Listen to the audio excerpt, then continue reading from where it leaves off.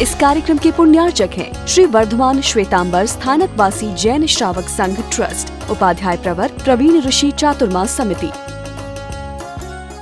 जितने प्रेम से आप संतों को सुनते हो, और मुझे नहीं लगता कि आपके घर में कोई कंटिन्यू 45 मिनट बोलता होगा। घर में जो भी बोलने वाले हैं मैक्सिमम 5-10 मिनट, वो 10 मिनट भी आप उनको पेशेंस से सुन लो ना तो मजा आ जाए। लेकिन किसी को पचकान नहीं चाहिए, किसी को बखान नहीं चाहिए, लेकिन आशीर्वाद पक्के चाहिए। आचार्य श्री रत्न सुंदर सुरेश्वर महाराज साहब ने अपनी एक किताब में एक प्रसंग दिया है, घटी हुई घटना दी उन्हें, सत्य घटना थी। अहमदाबाद का प्रसंग है कि वो सुबह बैठे हुए थे, उनके पास कुछ बंधुगण बैठे हुए थे और एक बंधु ने बात करी कि महाराज साहब ऐसा एक्सीडेंट की कार देख करके आया हूं कि जिसमें किसी की बचने की संभावना नहीं, पूरी गाड़। और संयोग की बात कि वह एक युवक बैठा हुआ था और उसने कहा वो हमारी ही कार है। तो श्रावक ने पूछा कैसे? सब बोले सबको, किसी को खरोच भी नहीं आई है। बड़ा आश्चर्य हुआ।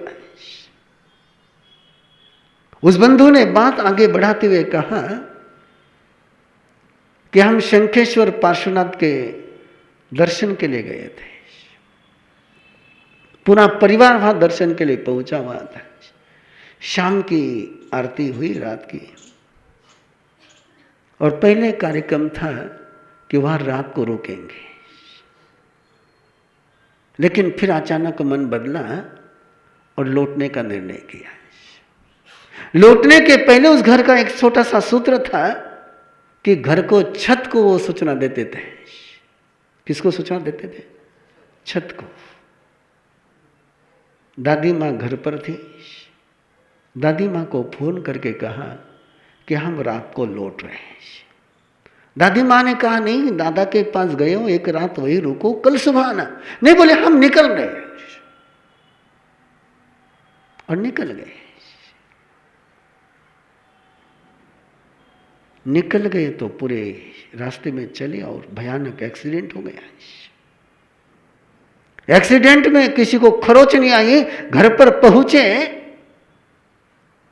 चल करके जब घर पर पहुंचे, दरवाजा खोलकर अंदर गए, देखा कि दादी के रूम में नहीं है। दादी का उठने का समय नहीं था। उम्मीद यही थी कि सुबह की 4 बजे दादी सोई हुई होगी, लेकिन दादी रूम में नहीं थी। खोजने लगे दादी कहाँ है, तो घर का जो मंदिर था वहां दिया जल रहा था। वहां पहुंचे और देखा कि दादी माला गिन रही है। बेटे ने आवाज दी, मां। मां ने आंख नहीं खोली, पहले माला पूरी करी। माला पूरी करके परमात्मा को प्रणाम किया और फिर आसन से उठी। बोले बराबर आ गए? बोले हाँ मां। किसी को कुछ लगा तो नहीं? बोले नहीं मां। और बेटे ने पूछा, मां कब से माला गिन रही हो? बोले जब से तुम चले हो तब से माला गिन रही हो। किसने बचाया है?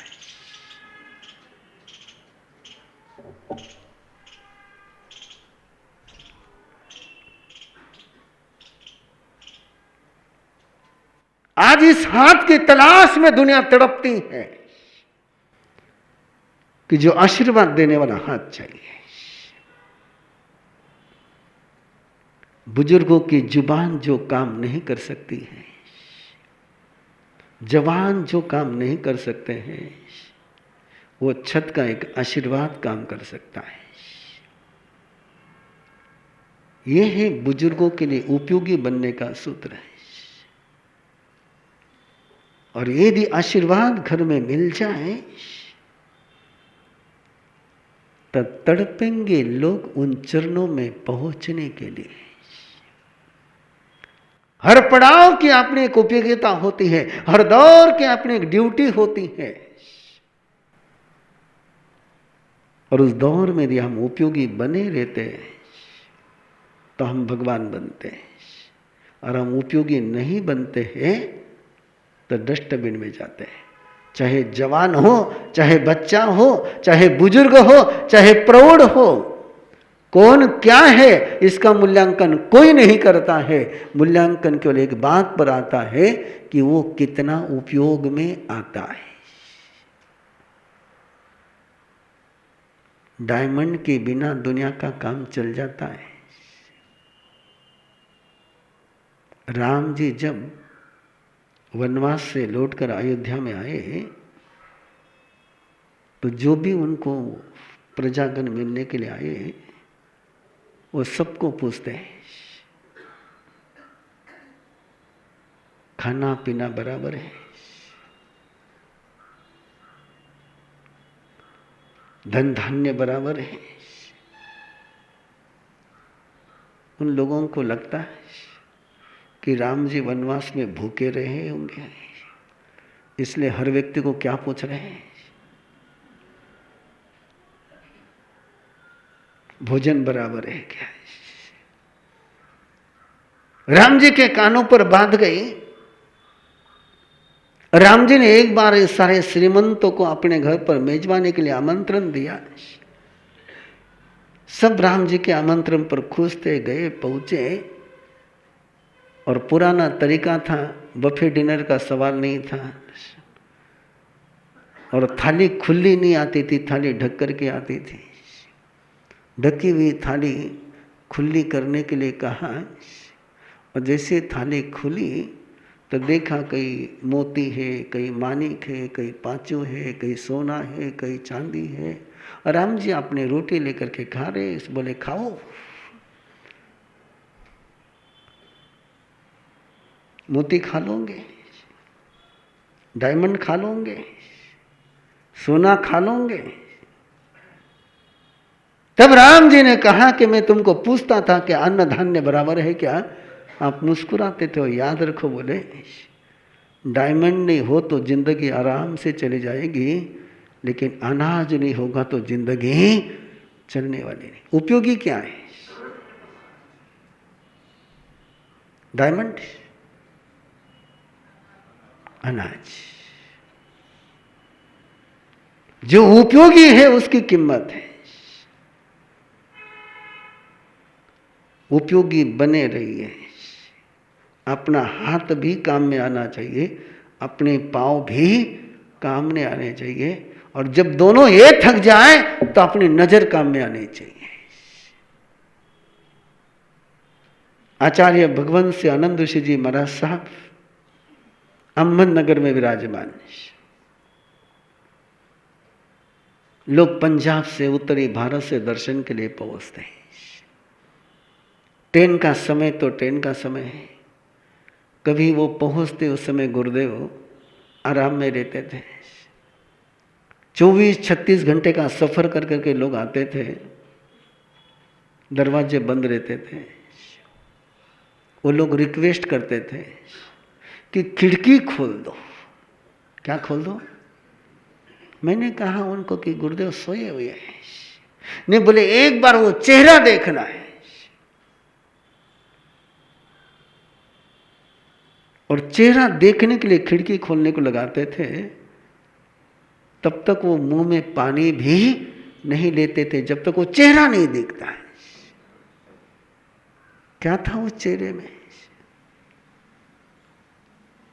लेकिन वो जो नजर, वो जो आशीर्वाद, उसके लिए तरसते हैं कि उस उम्र में भी उनकी नजर, उनका हाथ आज प्रसंग आ गया सहज चलते चलते, रात के 11 बजे का समय है।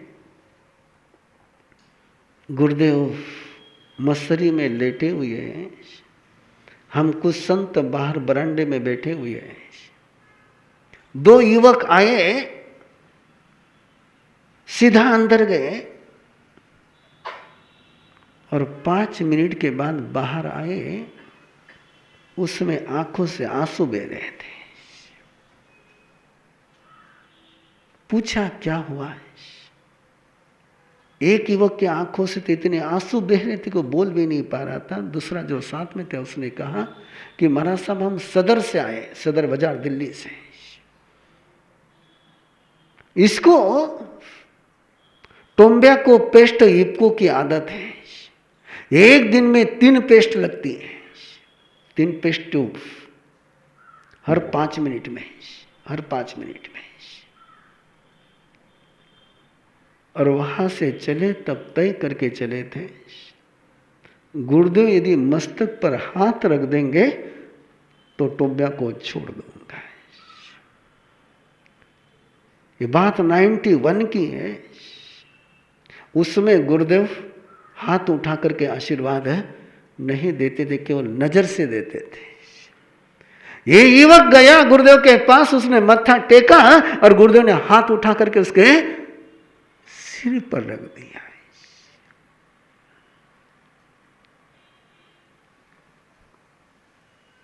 और उसके बाद उसकी लाइफ चेंज हो गई। हाथ हो तो ऐसे उपयोगी हाथ हो, नजर हो तो ऐसी उपयोगी हो कि तुम्हारी नजर पाने के लिए लोग तरसे। बना सकते हो ऐसे उपयोगी, अपने कान को उपयोगी बना सकते हो। कितने ही लोग आज हैं जो चाहते कि उनका दर्द सुनने वाला कोई मिले। और जापान में तो सर्विस इंडस्ट्री शुरू हो गई है।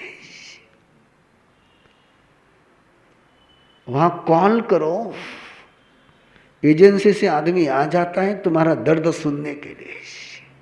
उनको सुनने की ट्रेनिंग दी गई है। और वेरी नाइस जॉब। कि आज तो स्थिति यह है कि जहां दिल हल्का करे ऐसा कान भी मिलता नहीं। उपयोगी बनने के कितने रास्ते तुम्हारे पास खुले हैं। जब तक उपयोगी हो तब तक ही जीने में मजा है। उसके अगला वाक्य जोड़ लीजिए, आखिरी सांस तक मैं उपयोगी बना रहूंगा। मेरी प्रभु से एक ही प्रार्थना है, मेरे प्रभु से एक ही प्रार्थना है कि मुझे केवल 1 मिनट का संतर आए। कितने मिनट का? 1 मिनट का संतर आए। जिस समय मैं किसी के उपयोग में नहीं आ सकूं, वही सांस मेरी जिंदगी की आखिरी सांस। जीने में तो मजा तभी है क्योंकि मेरे भगवान महावीर, परम पिता प्रभु महावीर आखिरी सांस तक दुनिया को उपयोग में आते रहे, आखिरी सांस तक वरदान बरसाते रहे। और वरदान बरसाते बरसाते ही वो मोक्ष में पधारे।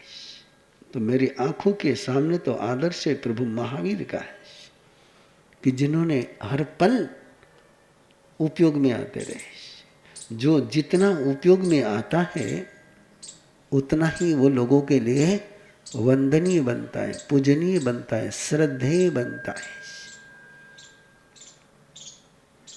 आप उपयोगी बन सकते हो या नहीं बन सकते हो? हाँ? बन सकते हो। मैंने कल एक लिस्ट बनाने के लिए कही थी आपको, क्या क्या आप कर सकते हो। शायद लिस्ट बनी नहीं होगी। क्या क्या आप कर सकते हो जो आप करते नहीं हो? क्या क्या आप कर सकते हो जो आप करते नहीं हो?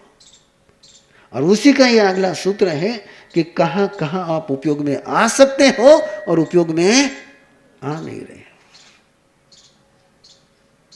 आपके पास 5 इंद्रियां हैं और इस 5 इंद्रियों को उपयोग में लाने के लिए केवल अक्ल चाहिए, ताकत नहीं चाहिए। क्या चाहिए? अक्ल चाहिए। आप अपनी नजर से किसी को आशीर्वाद दे सकते हो, नहीं दे सकते हो? जल्दी से बोलते जाइए आप। और जब भी आशीर्वाद नहीं दे सकते हो तब ट्रक के पीछे लिखा हुआ एक वाक्य जरूर याद कर लेना।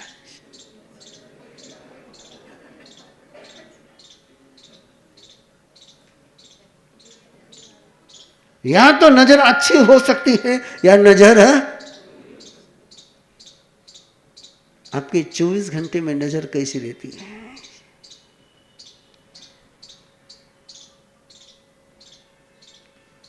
वाक्य तो आपने दोहरा दिया आराम से। बुरी नजर वाले क्यों अपना मुंह काला करे? वाई जिस समय आप किसी की तरफ गुस्से से देखते हो उस समय आपकी नजर अच्छी होती, बुरी होती है? बोलते चले जाना, एक एक वाक्य पूछता जाता हूं, जवाब देते चले जाना है। गुस्से में नजर अच्छी होती, बुरी होती है। और बुरी नजर से आप दुश्मन को देखते हो, घर वाले को देखते हो।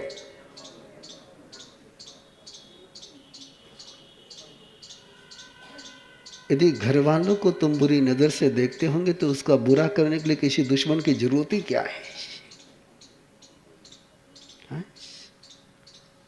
और सोचिए, जिस बच्चे को माँ बाप ने बुरी नजर से देख लिया, जिस बच्चे को दादा दादी ने बुरी नजर से देख लिया, जिस बहू को सास ने बुरी नजर से देख लिया,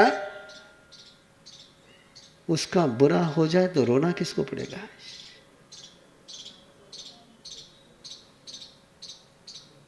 क्यों हम किसी को बुरी नजर से देखें?